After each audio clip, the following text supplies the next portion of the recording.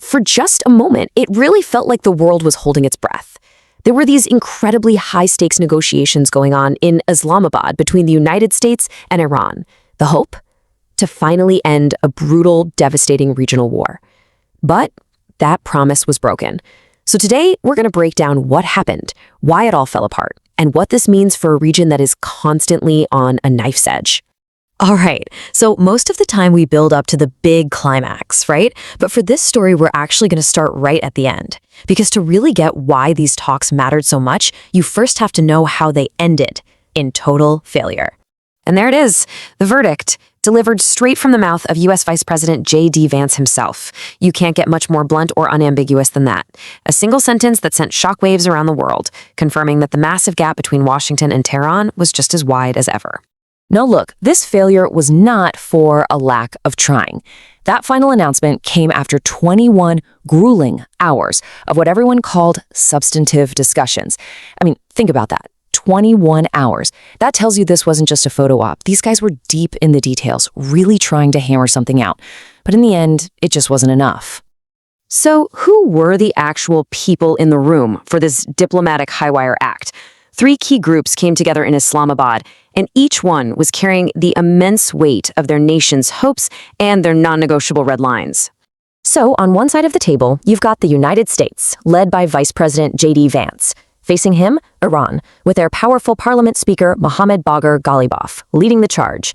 And right in the middle, trying to build a bridge between them, was the host nation of Pakistan, led by Prime Minister Shehbaz Sharif. And the American team was absolutely stacked with heavy hitters. I mean, having Jared Kushner and Steve Witkoff there, that really signaled just how seriously the White House was taking all this. They brought in the key architects of their entire Middle East policy. And Iran matched them.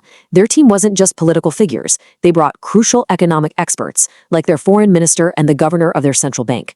And that right there tells you that these talks were never just about security. They were fundamentally about money, sanctions, and frozen assets.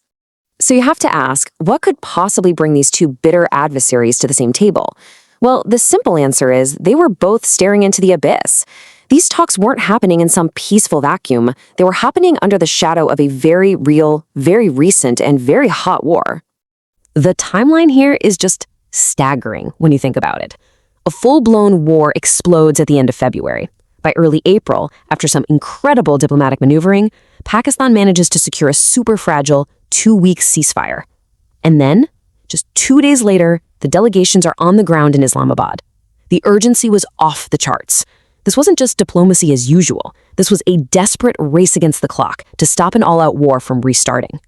Okay, so the stakes couldn't possibly be higher. Why on earth did it all fall apart? Well, the answer lies in a set of core demands that, at the end of the day, were just fundamentally incompatible. So let's break down this great divide. For the United States, it really all boiled down to one thing.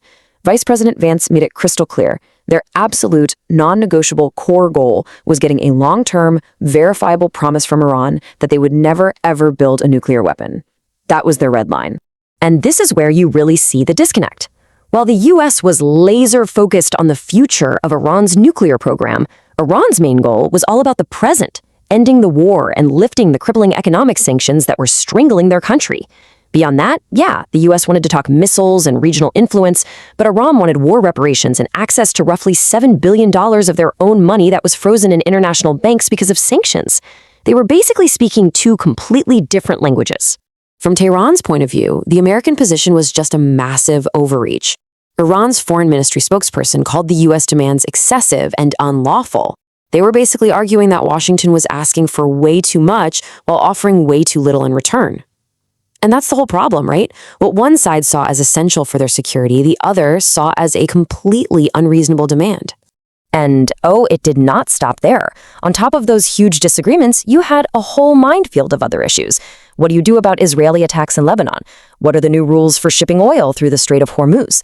And then you have that classic diplomatic roadblock, who gives in first. But honestly, underneath all of it was this foundation of deep, profound mistrust built on decades of coups, revolutions, and broken promises. That history just poisoned the well. So, the delegations have flown home. The press conferences are over. The huge question now is what happens next. Where does the failure of the Islamabad talks leave the entire Middle East? To figure that out, we really have to look at what the actual situation is on the ground, now that those 21 hours of talking ended in a stalemate. For now, the ceasefire is holding. The guns are silent, and believe me, that is no small thing. But it's a peace that feels like it's built on sand. Without a political deal, every single explosive issue that started this war in the first place is still there, just sitting under the surface, waiting for a new spark. But here's the one really interesting thing they did agree on. Both the US and Iran went out of their way to praise Pakistan. The Americans called their efforts incredible, while the Iranians highlighted their benevolent efforts. What that tells me is that even though they couldn't agree with each other, they both valued the diplomatic channel that Pakistan opened up. That line of communication isn't totally dead. And that really leaves us with the ultimate question, doesn't it? How should we look at the Islamabad talks? Was this a definitive failure, the moment a huge opportunity was lost for good?